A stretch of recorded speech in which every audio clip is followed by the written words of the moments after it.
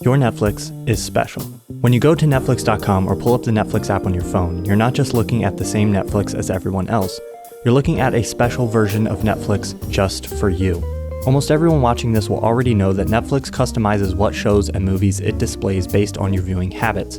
Netflix has said that they know if they don't get most people watching something within 90 seconds, they'll lose interest and move on to something else. So when you look at this page, you're looking at a complex system of multiple AIs working together to help you find something you want to watch as quickly as possible. If you're like me, you might have noticed recently that there are multiple versions of artwork for a lot of shows and movies. I found this interesting, but didn't think much of it, thinking that possibly they just rotated through various images to make the library of available shows and movies look fresh and interesting. The Netflix streaming homepage used to look something like this. Artwork for videos was adapted from or very similar to the poster or DVD cover artwork, but what's designed to grab your attention on a large poster or DVD case isn't usually the best for a small thumbnail on a website. Netflix realized this and has been making custom artwork for shows and movies for a couple years now. But it's not enough for them to just customize things for the site. In December 2017, Netflix released an article detailing the way they use machine learning to personalize the images displayed for each user. The idea is simple. Display the image that will show users what aspect of a piece of media they'll be most interested in. Here's one of the examples they use. Do you watch a lot of Uma Thurman movies? Then you'll probably get this artwork for Pulp Fiction. Never watch anything with Uma in it, but have watched everything with John Travolta that Netflix has to offer? Then you'll probably get this version of the artwork. It can also be customized based on genre. Prefer romance movies? You'll probably get this artwork for Good Will Hunting. More into comedies than romance? You'll probably get this artwork instead. There are a lot of different versions of each image, and you might see certain ones depending on what country you're from, if you're using Netflix on your phone, computer, or TV, generally the type of design aesthetics you like, and many other factors. In practice, it's not as simple as just showing the image that's most likely to get you to click. There are a lot of things that complicate the selection process. To predict what you'll prefer, Netflix is tracking everything you do on the site. What you click on, what you watch, how long you watch it, and the key thing they're looking for is called a quality engagement. Netflix wants you to find something you actually want to watch, so if you click on something and then stop watching it, that defeats the purpose. Because of this, they try to avoid clickbait images that misrepresent the piece of media. Netflix also has to take into consideration the look of the page as a whole. A certain image might stand out just because it's different from the rest of the artwork on the page. For example, images with large emotional faces generally get the most clicks, but if all the artwork is of a large emotional face, an image might stand out and get a click just because it's different. You can learn a lot about what Netflix thinks you like by looking at your homepage.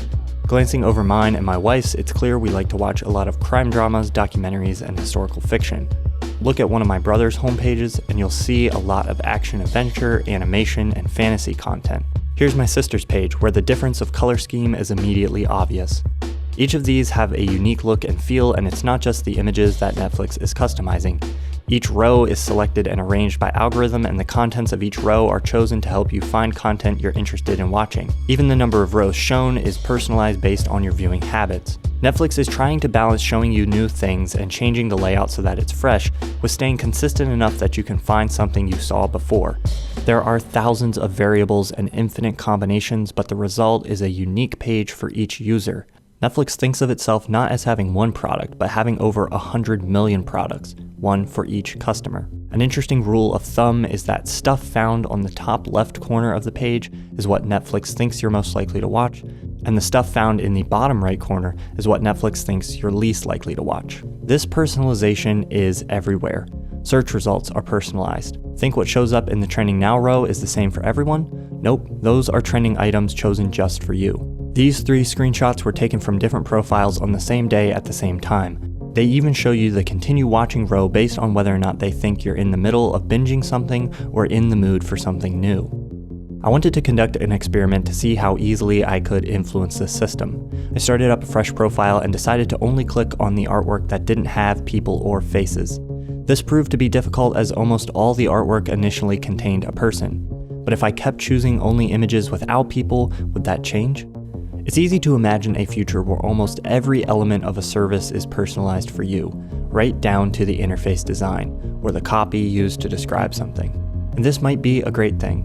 For the most part, we all love it when something we use fits how we use it, but it's easy to imagine a future where this could go wrong. If Netflix bases their personalization on certain assumptions, like if you spend more time watching Netflix, you're less likely to cancel your subscription, then there could be some unintended results.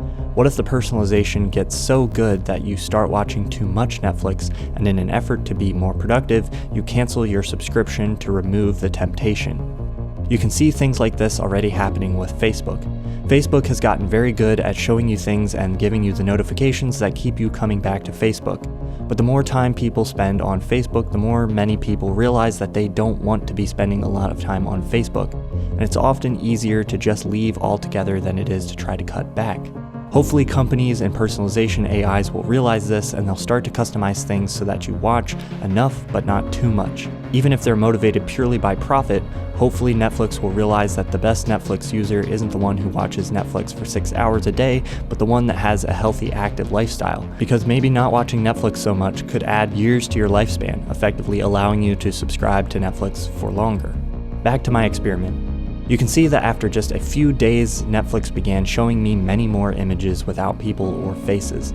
The algorithm responded quickly to my fake preferences, even going against what works for the majority of users.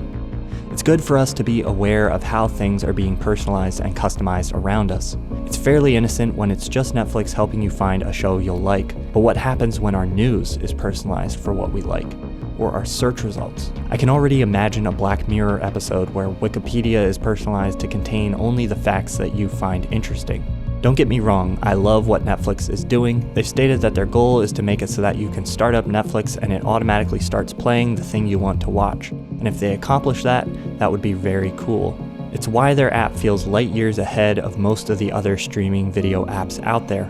But we can't be naive to what's going on behind the scenes and how it might be affecting us.